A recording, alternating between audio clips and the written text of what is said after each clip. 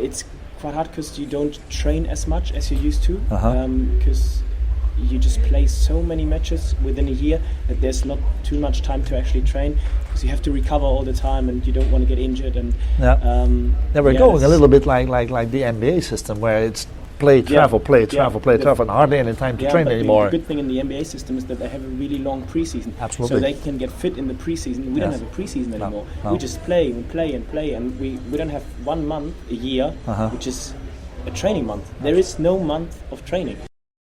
The Euro Hockey Daily podcast is brought to you by XPS. Plan, prepare, perform and win with XPS by SidelineSports.com. The essential software platform for hockey coaches all over the world.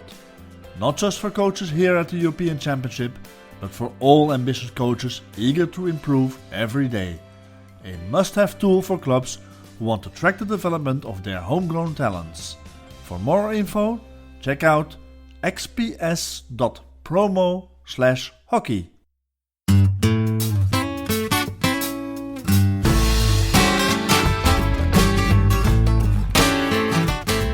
Welcome to the Euro Hockey Daily.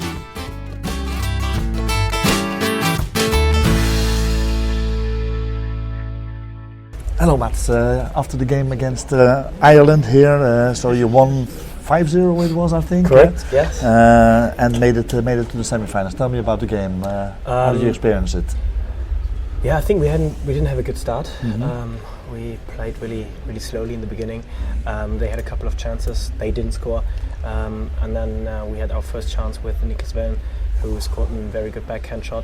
That was a beautiful goal. Yeah, it was a beautiful goal, and it released us. Yeah. And we played better. We got more chances. We scored the second goal, and then still, I believe, first half was too slow in general. Like our setup wasn't good, and we were in our mindset not as quick as we were in the games before. At halftime, we kind of changed it, and it got a lot better.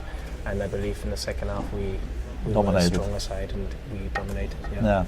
If you say so. It's me who's saying it. Absolutely. So probably semi-finals against Belgium. Probably. So what are your expectations for a semi-final against the home crowd and the home team? Yeah. And one of the strongest one in the world at the moment. So. Absolutely. Probably the strongest team at the moment, I have to say. I believe. Hey, it's going to be amazing to play here on Thursday. It's going to be amazing to have a stadium packed with Belgium guys shouting at us. I love it personally. You love it? You love it? I'm an emotional player. Do you prefer to play in a stadium full of German supporters supporting you or against one? That's a hard question. In general, I love to play in a packed stadium. Yeah. And I've never played in Germany in a big tournament. But I haven't played. Mönchengladbach was 2011 or 2026, and I didn't play there. Sorry. So I'm not that old. So I don't really know how it is, but I believe it's both amazing, and I'm looking forward to the game. It's going to be a great side. Belgium playing well here. They've played well over the last 3 years. They kind of dominated throughout the Pro League, and it's a very, very, very strong team. Absolutely. So let's suppose and let's dream that you win this semi-final. That's a nice dream, yeah. It's a nice dream, and it's possible. Anything is possible in sports. And you make it to a final against, let's hope so, Holland. Let's hope so for you. Yeah, absolutely. Is it still the mantra of the German team that you never beat the German team in the same tournament twice? Well, I hope so now. Yeah. I don't know. I think back in the years, we were really good at analyzing situations and then learning from it and do it better next time. I do believe we're still good at it. Yeah, but you're a less experienced team than that team that you're talking about. Absolutely. Over the last years, we haven't lost too many times against the Dutch. In the big tournaments, we were always, like in Rio, for example, we beat them twice. In Bhubaneswar, we beat them in the World Cup. Now they beat us. I believe it's quite an even match, I look forward to that. So I can't say I'm looking forward to it because we have to play Belgium first. Absolutely, and that's a big challenge. But if it's happening, it's going to be good. It's been a tough year for most hockey players, but especially also for guys here in Europe with so many peak moments. Yeah. You have a World Cup, which is less than a year ago. You have your club hockey. You have EHL. You have this European Pro League. You have European Championships. Possibly or maybe a Olympic qualifier in a couple of months. Yeah. How do you manage this as a player? It is, to be honest, it is really hard to manage this. It's because of we used to have peaks maybe twice, maybe 3 times a year. Yeah, and that's already difficult to manage. That's already difficult, exactly. And now we have 5 or 6 within 6 months we have 6. Yeah. And I'm forgetting indoor in Germany as well. Yeah. I didn't play indoor. Okay, so sorry again. And I was injured quite long. True. Yeah. But that's also a part of playing so much. Absolutely. And it's quite hard because you don't train as much as you used to. Because you just play so many matches within a year that there's not too much time to actually train, because you have to recover all the time and you don't want to get injured. And we're going a little bit like the NBA system, where it's play, travel, and hardly any time to train anymore. The good thing in the NBA system is that they have a really long preseason. Absolutely. So they can get fit in the preseason. We don't have a preseason anymore. No. We just play and play, and we don't have 1 month a year, which is a training month. There is no month of training, because there's always a peak. And if I think about it, we got the European Cup now, then we have the qualifier, but before we play the qualifier we also have EHL, again, where you have to qualify for the second round, for the finals. And then you're in December again, and then the way to Tokyo is going to start. And we're going to in November. We're going November, December for 2 weeks on a training camp with the national team. Then we go into indoor. From indoor we're going to Belek in Turkey. Hardly any time to breathe. Yeah, I wasn't going to say it, but I don't want to complain about it, because there are also good things and good sides of it. But it is hard as a player. It is hard. Are you a full-time hockey player? Do you work or study next to this? Yeah, I study next to it. And is that manageable? You're yes, postponing studies, or what are you doing in this case? It is possible, but only because my uni allows you a lot of. Yeah, they manage it really well for me. Okay. They got like a sporting program where I can take my exams whenever I want to. So luckily I got that. Otherwise I couldn't study anymore. And it is like, for example, Martin Heiner. He's a doctor. He actually works. And only because of his boss that he allows him, who's happy to let him play hockey, he can play hockey, and that is a big change compared to a couple of years ago. Absolutely. Let's say if you want to be 100% as a German team, I mean for Tokyo, and I suppose you are, you want to be 100% there. How far along are you right now? So if do you mean if 100% is Tokyo? Tokyo, and where are we now? This is hard to give a percentage for that. I think always the year between the European Cup and then the Olympics, so many things are going to happen there. You train all day, every day, and it's also a mental thing, because everything, you don't have any other priorities anymore, because you have to focus fully 100% every day on hockey, and that's why things are going to change. You're going to get fitter, you're going to get better as an individual, and then also as a team. And there's also more time where we play as the Honormas. Percentage wise, it is hard. I don't know, maybe you can ask me after the Olympics, and I'll tell you then, we were at 80% or whatever. No, absolutely. I will remember this. Yeah, that's good. How special is it to share the international experience and Olympic experience and World Cup experience with the brother in your team? Oh, I love it. I'm being honest, I love it, because you become, in such a team, you become good friends. Not probably with everybody, but with a lot of them, you become good friends. But this is something special. Yeah, it is special.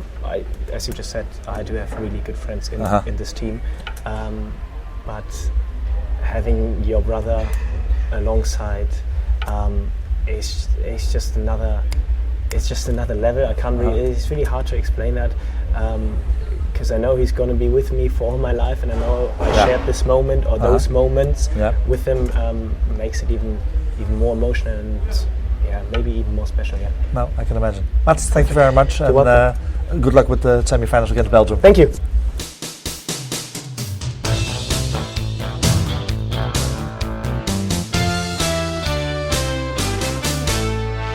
Okay, together with Kenny Bain after the third game you played here in the European Championships against Holland. Tough game, obviously, but what are your feelings about this game?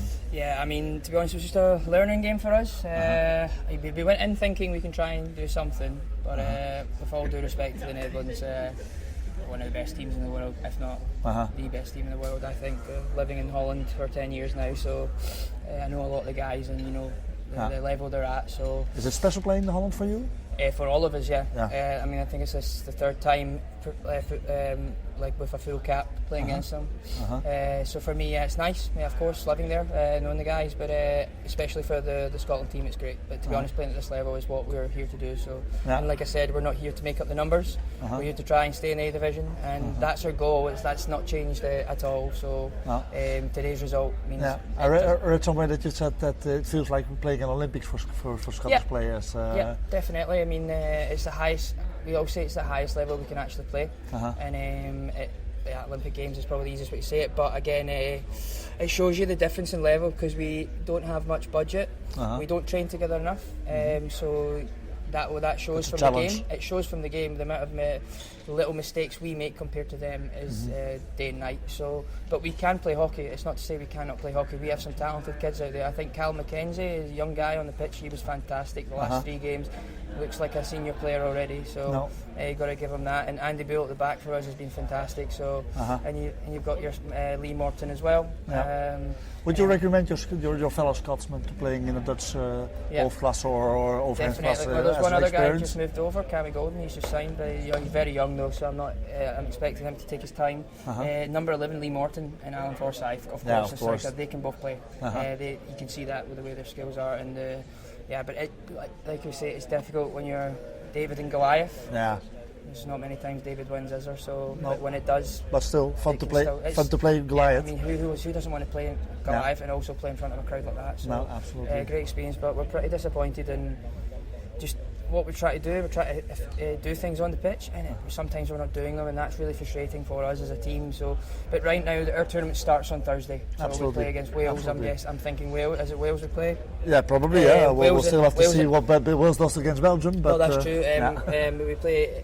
England, it's going to be a full UK it looks like tournament. It looks like it. So it's in the press office already calling the Brexit Cup, but well, Brexit's Brexit. Isn't no, it? absolutely. I wasn't allowed to vote, so living in Holland. So. Yeah, but it's kind of special because with all of these UK teams there, and normally it's England who will be taking home the points for GB. Based upon this, so you're not going to give them the points. I hope. To be fair, we had a little joke about that in the hotel today. We were like, see if we finish higher than England, do we get to be the top team now? But to be honest, England have done it for so long. It's just been an unfortunate tournament for them. I think this might be very, very full on, but I think the system that they've been using is now you can start to see the flaws in it, which is good for GB to see that because and learn from it if they learn from it. I always say playing abroad will help players, and I think that some players have done that in the GB, but there's more than enough players that can do that. So I think they have to encourage that for maybe a couple of years. Because world hockey is world hockey. That's why it's at the level it is. So, but it's not to say the GB system is bad. It has its advantages probably as well. Advantages as well. I mean, if I look at Alan, the way he's improved over the years, and now he's turned in. He's probably the most mature player, and I've known him since he was 5 years old. 3 years old. So, I could say that there is big flaws, but I think they have to get out of the bubble a little bit and expand spread their wings, let the players spread their wings, and then I think they could be a really, really dangerous team in the future. But yet again, there's Olympic years and stuff. They should be together. I don't disappoint. No, absolutely. Okay, strong message to end this with. Thanks very much, Kenny. Thank you. Thank you. Okay.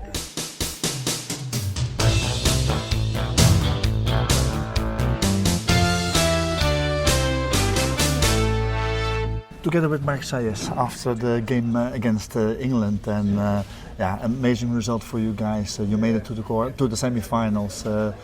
beating the English, and even though you missed the stroke, well, not you, but the team missed the stroke, but still you made it to the semi-finals. It's been since 2009. Yeah. What are your feelings? Yeah, we are very happy. We knew it was going to be a tough match. We knew we had to fight till the end. Even we missed a stroke.